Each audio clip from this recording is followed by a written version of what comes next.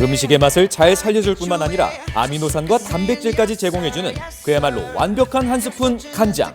그런데 간장이 수상합니다.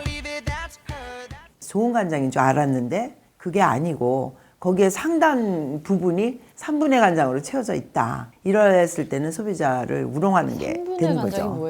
풍미를 더해 음식의 완성을 도와주는 간장에 우리가 잘 모르는 함정이 있답니다.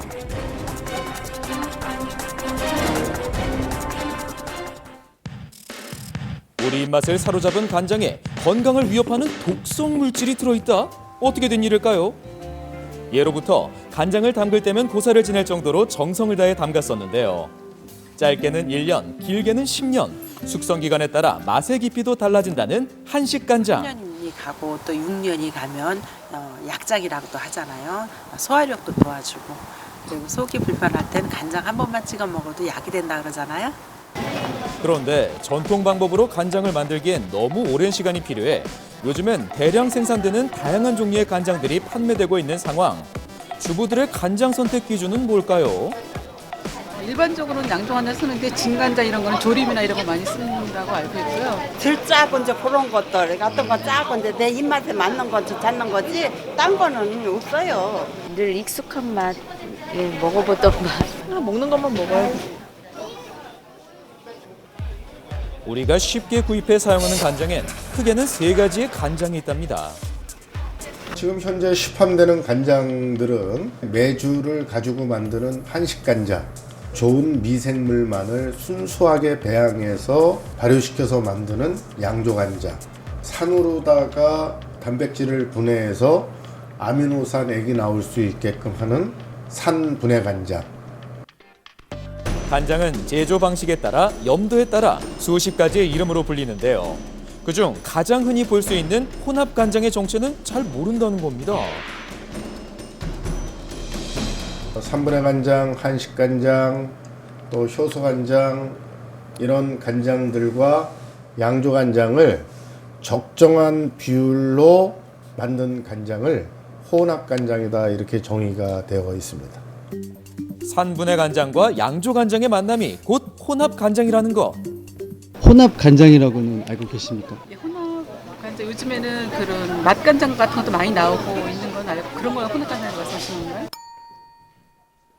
혼합 간장이 뭐 이상한 뭐 부유물, 부산물 뭐 이런 거 막 들어가가지고 안 좋다고 들었는데 자세하게는 잘 몰라요. 그냥 안 좋다니까. 발효식품이 갖고 있는 어떤 특성이 있는데 겉으로는 발효식품인 간장이라고 하면서 실질은 화학적으로 분해시킨 어떤 그 액체란 말이에요. 흔히 먹는 혼합 간장은 양조 간장과 산분해 간장이 섞인 건데요. 산분해 간장은 염산을 이용해 만들어지고 간장 특유의 맛과 향을 내기 위해 다양한 첨가물이 들어간다는 사실. 몰랐네요. 네, 다시 말해서 발효 숙성된 전통장의 간장이 아니라 인공적으로 만들어진 화학 성분의 약체라는 것입니다. 염산을 이용해 만든다는 산분해 간장. 그 원리는 어떤 건지 전문가에게 물어봤습니다. 염산에 달걀을 넣어서 반응성을 보는 실험을 시작해 보도록 하겠습니다. 염산과 단백질이 만나면 어떤 반응이 생기는지 알아보기 위해 간단한 실험을 해봤습니다. 염산에 달걀을 넣은 지 1시간 후 날달걀 대신 삶은 달걀의 모습인데요. 어떻게 된 걸까요? 달걀의 겉껍질인 탄산칼슘 성분은 염산에서 완전히 녹아버렸고요. 염산의 강한 부식성에 의해 달걀 껍데기는 흔적도 없이 사라졌고 흰자와 노른자 역시 변화가 있었는데요. 염산으로 분해돼 만들어진 산분해 간장이 들어간 혼합 간장. 건강에는 문제없는 걸까요? 산분해 간장을 만드는 과정 중에 원치 않게 불순물로 형성되는 물질이 있습니다. MCPD라고 해서 모노크로로 판디올이라고 하는 물질이 발생하게 되는데 생식 독성 물질, 발암 가능 물질로 지정을 했습니다. 산분해 간장을 제조하는 과정에서 단백질과 염산의 반응에 의해 발생한다는 독성 물질.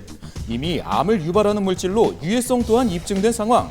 미국에 비해선 엄격하지만 간장을 거의 사용하지 않는 유럽연합에 비해선 관대한 허용 기준치. 이대로 괜찮은 걸까요? 언론에서 유럽을 지적을 이렇게 하고 있는 거는 유럽이 가장 강하니까 네. 그거에 대해서 얘기를 하고 있는 거고요. 네. 코덱스라고 국제식품규격위원회라고 있거든요. 네. 코덱스에서도 0.4로 정하고 있습니다. 아, 그러면 안전하다는 말씀이신 거네요? 네.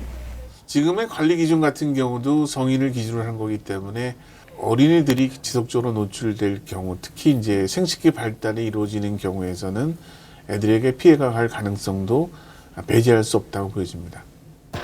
한 소비자 단체를 찾아 3분해 간장에 대해 얼마나 알고 있는지 확인해 보기로 했습니다. 다양한 종류의 혼합 간장을 맛보고 평가하는 베테랑 주부들. 3분해 간장을 제대로 구분할 줄 아실까요? 발효를 직접 해서 만든 간장이냐 아니면 화학적인 그런 반응을 일으켜서 만든 간장이냐 그 정도로만 구분을 하거든요. 콩의 비율이 작아서 우리 몸에 별로 안 좋다 뭐 이런 걸로 알고 있습니다. 산분해 간장의 원리보다 더 중요한 건 산분해 간장의 혼합 비율. 5%. 어머나. 그러면 양조간장 5%. 95%가 들어갔다는 얘기네.